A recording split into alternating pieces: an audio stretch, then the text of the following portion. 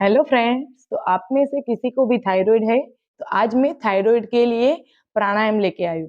तो बहुत ही बढ़िया प्राणायाम है। यदि आप रेगुलर ये प्राणायाम करते हैं तो आपका थायराइड है वो 100% धीरे धीरे चला जाएगा।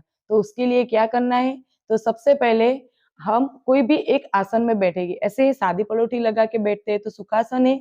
एक पैर को ऊपर उठा के रखते हैं तो ये सिद्धासन, और दोनों पैर को ऐसे ऊपर उठा के रखते हैं तो यह है पद्मासन। तो तीन में से आप कोई भी एक आसन में बैठ सकते हैं जिसमें आपको कंफर्टेबल लगता है। और उसके बाद में दोनों हाथ को ऐसे वायु मुद्रा में लगा देंगे और घुटनों के ऊपर रखना है। आप कोई भी मुद्रा लगा सकते हैं हाथों की। और प्राणायाम करते समय आंखों को बंद रखना है। पर अभी मैं आपको समझा रही हूँ तो आप ध्यान से देख लेना कैसे करना है। तो अभी हम थायराइड के लिए उज्जाई प्राणायाम करने वाले हैं। तो उज्जाई प्राणायाम बहुत ही बढ़िया है, थायराइड में 100% असरकारक है। आप रेगुलर ये प्राणायाम करते हैं तो आपका थायराइड काफी हद तक ठीक हो जाएगा। तो उसमें क्या करना है उज्जाई प्राणायाम में, तो आवाज को खींच के भरना है। तो मैं अभी आपको दिखाने के लिए, समझाने के लिए बता रही हूँ कि ऐसे हम मुंह को ऐसे खींच के अंदर से आवाज को भरते, यहाँ इफेक्ट पड़नी चाहिए। ऐसा नहीं कि सिर्फ मुंह से आ करना है, सिर्फ मुंह से नहीं करना, मुंह से आवाज को अंदर भरना है मुंह से, पर यहाँ इफेक्ट पड़नी चाहिए। ऐसे खींच के भरना है, आपके गले के ऊपर इफेक्ट पड़ना चाहिए। जो अभी मैंने किया वैसा आपको करना है, पर मुंह को बंद रखते हुए करना है। ये तो मैंने आपको समझाने के लिए मुंह को ओपन किया था, पर आपको मुंह को बंद रखते हुए करना है। तो एक बार देख लो कैसे करना है।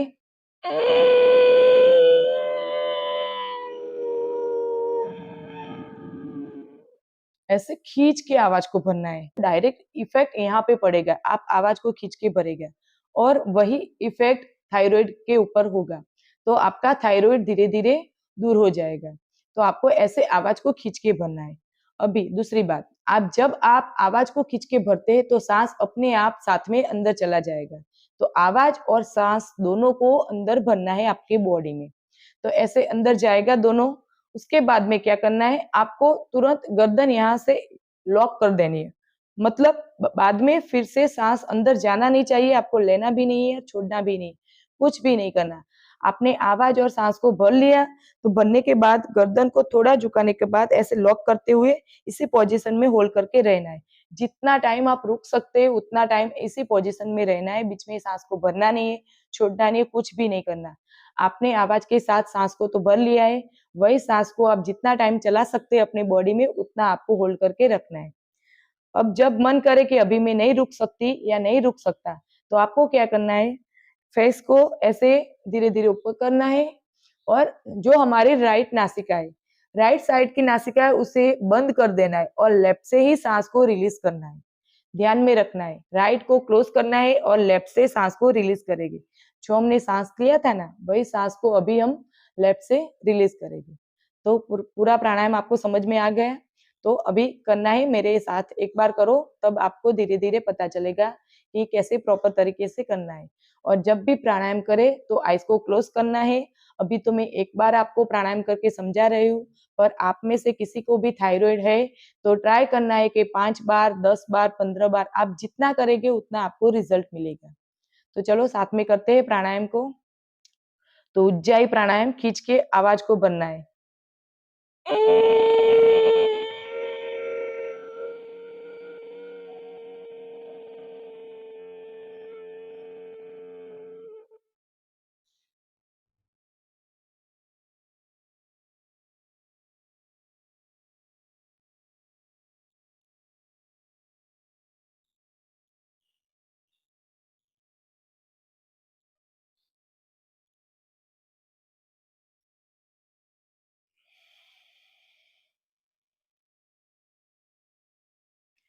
रिलैक्स।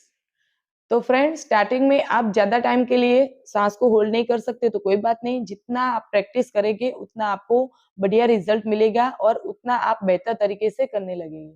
तो ये बहुत ही इफेक्टिव प्राणायाम है थायराइड के लिए।